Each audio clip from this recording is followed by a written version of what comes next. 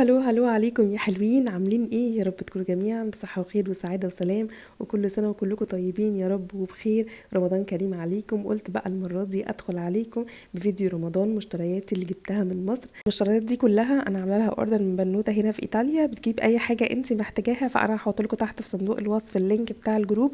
لو حبيتوا اي حاجة من الحاجات اللي انا جبتها دي، بس اعملوا سكرين شوت للحاجة وادخلوا لها على طول على الجروب، هتلاقوا اللينك تحت زي ما قلت لكم، وقولوا لها عايزين الحاجة دي وهي ان شاء الله هتجيبها لكم. وزي ما انتم عارفين الحاجات دي بتاخد عندنا وقت شوية، بس هي بتيجي في الآخر. تعالوا بقى على طول دلوقتي ندخل في الفيديو، بس طلب صغير قبل ما تكملي الفيديو، انزلي حطي اللايك الحلو بتاعك عشان الفيديو يترفع والناس كلها تشوفه. اول حاجة كانت الصينية القمر دي، حرفيا بعشق اي حاجة فيها فنانيس او اي شخصية من الشخصيات الكرتونية اللي بتيجي في اعلانات رمضان على الMBC. بصراحة بحبهم جدا جدا، سواء بقى انتيكات سواء مفارش سواء اي حاجة فيها البرسونات دي بحبهم جدا. وزي ما انتم شايفين برضو كنت جايبه الانتيكه دي، والفانوس برضو فيها فنانيس برضو. فزي ما انتم شايفين كده، بصوا حطيت عليها شويه حاجات عشان اوريكم شكلها قمر ازاي. بصراحه حاسه ان هي شكل وخامه ممتازين. وكمان جبت الصينيه دي، المفروض حط فيها بلح. انتوا اكيد عارفين الحاجات دي كلها، بس انا الحاجات دي لان عشان مش متوفره عندي فصعب ان انا الاقيها، وصعب ان حد يجيبها لي كمان لان تبقى اذواق معينه. فانا دي كمان من ضمن الحاجات اللي جبتها، قلت احط عليها كده في وسط التافل وكده عندي، احط عليها مكسرات وحاجات. وفي نفس الوقت فيها الدعاء بتاع الصيام عشان الولاد ان شاء الله لما يفطروا معانا يبقوا عارفين الدعاء. لما تكملي الفيديو انزلي برضو حطي اللايك بتاعك، عشان لو كنت نسيتي في اول الفيديو انزلي دلوقتي حطي اللايك عشان نرفع الفيديو القمر بتاعنا ده. ونكمل كمان بقية الانتيكات دي، كمان انتيكة دلاية كده فيها رمضان كريم، ورمضان كريم كمان بالانجلش. انا تقريبا 3/4 الحاجات حاولت ان انا اجيب فيها رمضان كريم بالانجلش، لان انا ولادي لسه مش بيقروا عربي كويس. فرمضان بالنسبه لي لازم يبقى مكتوب بالانجلش عشان يبقوا فاهمين دي بتاعه رمضان. فدي علقه كده ذهبي، بما ان اكترية الحاجات اللي انا جايباها ذهبي، فدي كمان من ضمن الحاجات اللي انا جبتها. وندخل بقى على من احلى الحاجات اللي انا جبتها برضو، دلية كده او عليقة، مش عارفة بتقولوا عليها ايه بصراحة. دي جبتها مخصوص لباب الشقة عندي، لان عندي هنا في طليان وعارفين ان احنا في رمضان وكده، فحبيت ان انا اظهر مظاهر رمضان كمان قدام باب الشقة يعني عندي، عشان الناس تعرف ان احنا عندنا رمضان. فدي جايباها مخصوص لباب الشقة. مش قادرة اقول لكم قد ايه حلوة، مش قادرة اقول لكم الخشب بتاعها ممتاز ازاي، بجد علقة من احلى العلقات اللي انا جايباها في كل اوردر ده. وشكلها كده حجاب والمسجد وبتاع، مديه ايحاء لرمضان تحفه. فمن دي من الحاجات بجد اللي عجبتني جدا في الاوردر. قلت لكم اي حاجه انتوا محتاجينها اعملوا بس سكرين شوت للحاجه وادخلوا الجروب على طول واسالوا البنوته صاحبه الجروب، هتجيب لكم ان شاء الله اي حاجه انتوا محتاجينها. ودي كمان انتيكات، احنا لسه في مرحله الانتيكات، ودي كمان ضمن الانتيكات اللي جبتها، اللي كنت بصراحه هموت عليها من السنه اللي فاتت. هي عباره عن شمعه، يعني هي معمولة كلها من الشمع، وفيها رمضان كريم كده مفرغة. معلش تسامحوني الكلام بيطير مني. وتحت بس انا بقى اتصدمت لما فتحتها، لاني كنت اول مره افتحها معاكم دلوقتي، والله اول مره اشوفها اتصدمت لقيتها مكسوره من تحت. من تحت عامله زي الجبس او جبس تحت كده. فانا هحاول ان انا يعني الزقها باي لزق كده قوي، يا ربنا يستر ان شاء الله ما تتبهدلش مني. بس دي بتحطي فيها شمعه، سواء شمعة عادية أو شمعة باللي هي اللي بالحجارة دي، تديكي كده تخلي رمضان كريم ده منور جامد. دي طبعا كانت صغيرة شوية الشمعة دي، وإضاءتها مش قوية، هي محتاجة إضاءة قوية. فأنا هوريكم في الآخر إضاءة أقوى من كده. شكلها بصراحة قمر، بتحطيها برضو على الصينية في الصالة أو بتحطيها على الطاولة بتاعتك، بتدي شكل قمر قوي. كمان من ضمن الحاجات اللي جبتها السنة اللي فاتت وكررتها كمان السنة دي، بس جبت كمية حلوة هحطها على التلاجة كلها واملى بيها التلاجة. لأن بنحط جدول المواعيد بتاع الفطار والصيام، بنحطه على التلاجة عشان نبقى عارفين بنفطر امتى وهنسحر امتى والكلام ده. وكمان الولاد بقى رايحين جايين يسألوا، يعني بيبقوا شايفينهم قدامهم كده بيقعدوا يسألوا ده ايه وده ايه وده ايه، فبحسها انها ايه حاجة بتلفت نظرهم وفي نفس الوقت بيحبوا يلعبوا بيها. فمن ضمن الحاجات برضو الجميلة جدا. دي الشمع بقى اللي انا قلت لكم عليه. المفروض ان انا الشمع ده كنت جايباه مخصوص لثلاث فوانيس كده كبيرة ذهبي. هما بصراحة ما وصلوش لحد دلوقتي ومش عارفة هيوصلوا ولا لأ، بس بصراحة إضاءتهم قوية جدا. كل الحاجات دي من مصر طبعا. كنت أنا جايبة الشمع التاني الصغير، كنت جايباه من شيئا، إضاءته بسيطة شوية مش قوية زي دي. دي بصراحة إضاءتها قوية، وفي نفس الوقت شكلها من بره عليها زي دمعة كده نازل من الشمع، شكلها يجنن وإضاءتها قوية جدا. وجبت كمان كاسترز القمر دي المجسمات كده شكلها تحفة بصراحة. انا بصراحة كنت جايباها لان انا بصور دايما الكافي بتاعي، الحاجات اللي بشربها، الحاجات اللي بعملها دايما بصور. الناس اللي متابعين الانستجرام هيبقوا عارفين الكلام ده، فروح على طول بسرعة هسيب لكم لينك الانستجرام، روحوا بسرعة هناك الانستجرام تابعوني بجد، دايما هتستفادوا ان شاء الله. يعني على طول بنزل حاجات حلوة هناك في الستوري. وكمان انا كان المفروض هيوصل لي مجات رمضان بس ما حصلش نصيب، يعني للاسف خافوا انها تتكسر، بس الحمد لله مش مشكلة. وكمان جبت الفرع ده، المفروض الفرع ده كانوا فرعين او ثلاثة مش فاكرة بالظبط، بس هو وصل لي واحد، مش مشكلة الحمد لله ان هو وصل لي. انا جايباهم مخصوص، هم عبارة عن ورق بس ورق مقوى شوية، شكلهم قمر قوي. كنت جايباهم للاوضه بتاعت الولاد عشان اعمل لهم جو برضو رمضاني كده في الاوضه.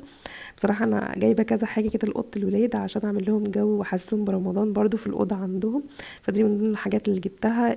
شكلها حلو ولطيف، الورق بتاعها مش خفيف قوي، وفي نفس الوقت يعني الخيمه الرمضانيه دي شكلها حلو قوي. بس بصراحه ما جاتليش غير واحده يعني، فالحمد لله انها جت. بعتذر طبعا عن صوتي لان انا واخده برد شيك كده بقالي تقريبا اسبوعين في صدري، فاعذروني على صوتي وان هو التعب باين جدا في صوتي.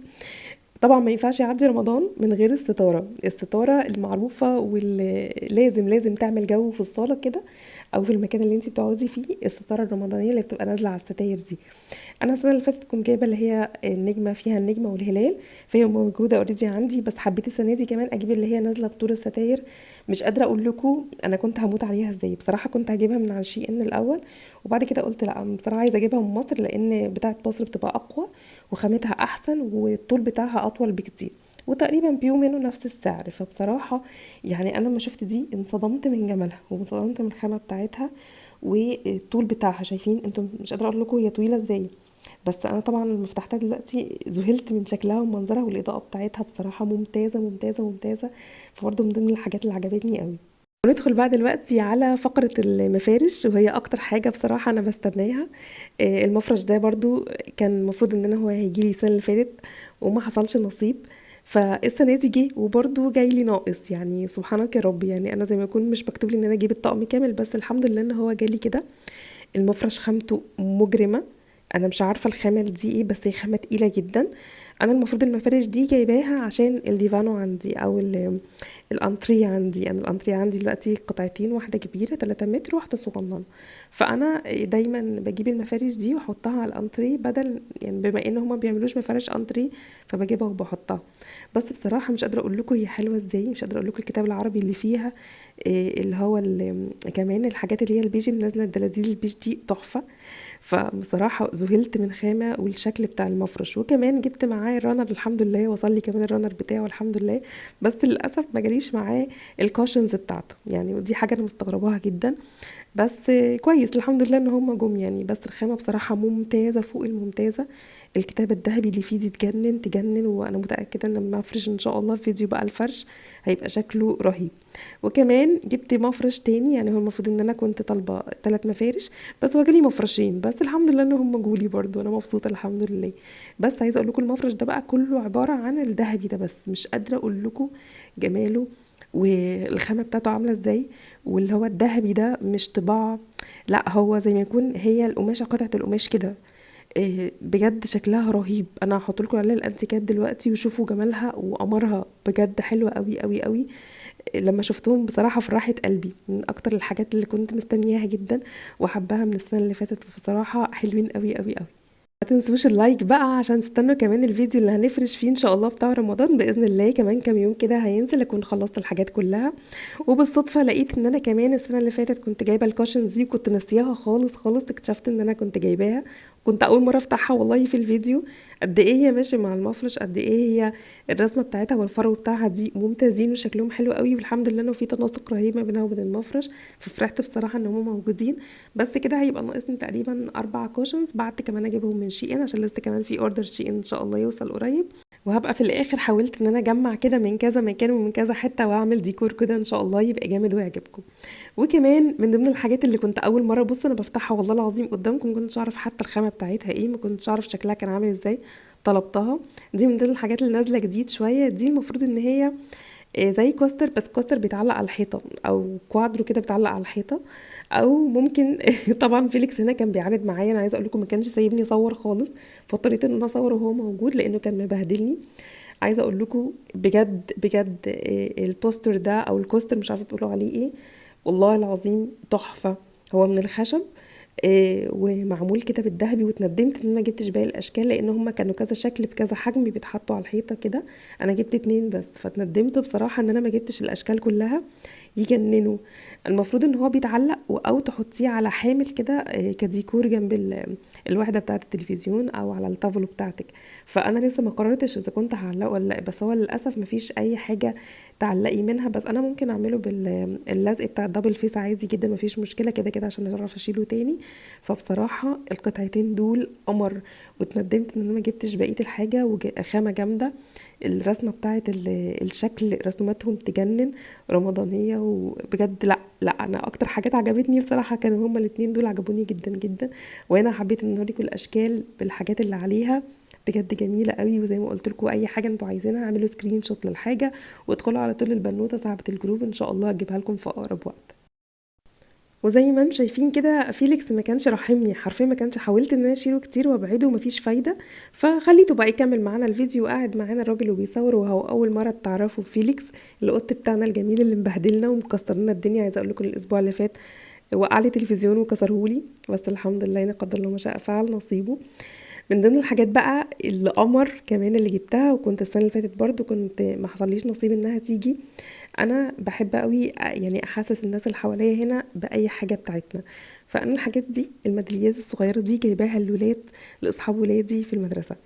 حبيت ان انا اعرفهم ان احنا عندنا رمضان، زي ما انا ما بعرفهم برضو في العيد ان احنا عندنا عيد، بعمل لهم بسكوت وبوزع وكده والحاجات دي. فحبيت كمان ان انا اعرفهم بدايه رمضان، اعمل لهم زي رجالي كده صغيره، اعرفهم برمضان قد ايه هو شهر حلو، قد ايه ان احنا الشهر ده احنا بنستناه من السنه للسنه. فجبت الميداليات القمر دي للولاد عندي عشان يوزعوهم على اصحابهم، عشان يعرفوهم ان احنا بدأنا رمضان. فحبيت الفكرة جدا جدا، كان بصراحة من السنة اللي فاتت وانا كان نفسي اعملها. يعني حاجة كده لطيفة وتذكار لطيف مننا احنا كعيلة مسلمة لاصحابنا الطليان.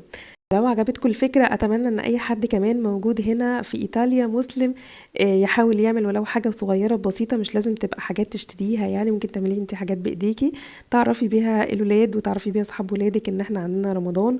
ورمضان ده يعني بنستناه السنة وشهر فضيلة عندنا. وبكده يكون خلص معايا فيديو مشترياتي رمضان من مصر. اتمنى يكون عجبكم، واتمنى كمان المشتريات تكون عجبتكم. ولو عجبتكم اي حاجه موجوده في الفيديو بس اعمل لها سكرين شوت وادخلي للبنوته صاحبه الجروب اللي هتلاقيها تحت في صندوق الوصف واطلبيها منها على طول. وزي ما قلت لكم كمان هتلاقوني موجوده اكتر على الانستجرام، هتلاقوا فيه روتين حياتي اليوميه وحاجات كتير قوي هتستفيدي بيها. فتابعوني هناك كمان على الانستجرام في الستوريز، هتلاقوني موجوده دايما. فلو عجبك الفيديو بقى كمان هنا اعملي اللايك بتاعك الحلو واشتركي كمان في القناه ما تنسيش، واستنيني ان شاء الله الفيديو الجديد. بحبكم جدا وكل سنه وانتم طيبين يا اغلى بنات، ويا رب رمضان كريم علينا وعليكم جميعا يا رب.